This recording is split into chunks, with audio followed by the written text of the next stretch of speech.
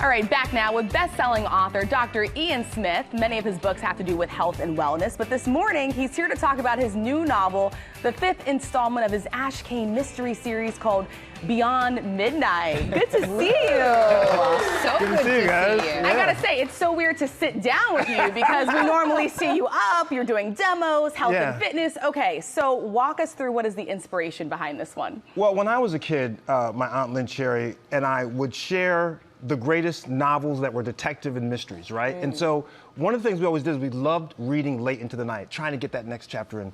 So I'm inspired to try to write books that will keep you up late at night trying to find out what's happening. This case, of course, is based in Chicago.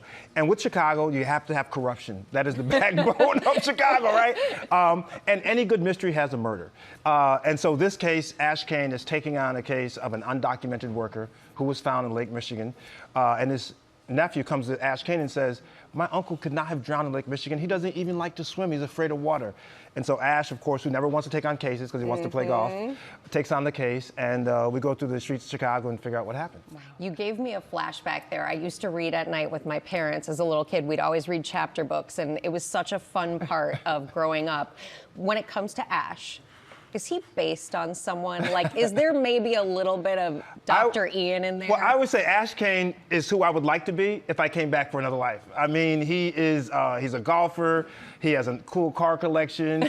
He has swag. He's fearless, right? He's handsome. All the things I would like to be one day would be Ashe Cayne. But also, he fights for justice. What I like about Ashe is he is a fearless fighter for justice. So he's never afraid to take on anything that comes his way to get the right answer. Even if you ask him to stop, Ashe keeps going.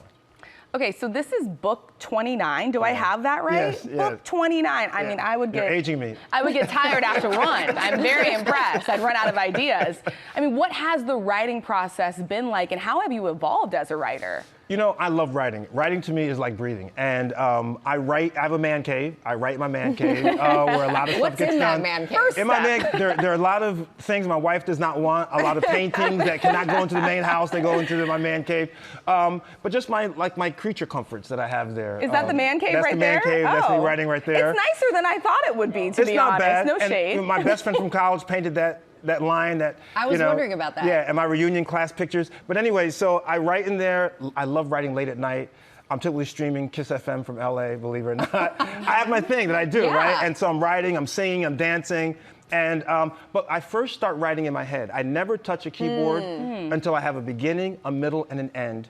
And then I can sit and write, because I'm a fast typist, so then I can kind of go to work. And is that because if you sit down, once you're there, if you don't have the idea, it's not going to come out? Well, I've never had writer's block, and I think the reason is because, not that I'm great, is because my style is that I already see my books like a movie or a TV show. I have a very cinematic way, and when you read my books, I want you to be very sensory overloaded. So you hear it, you smell it, you see Chicago, you can taste all the food that I'm talking about.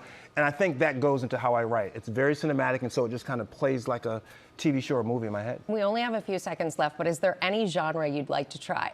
Absolutely. A new one. Romance. Romance. And I've already written it, and I'm waiting to publish it, but I love love stories. Since I was a kid, I've loved love stories. From Alone in the Man Cave, you write the romance novel.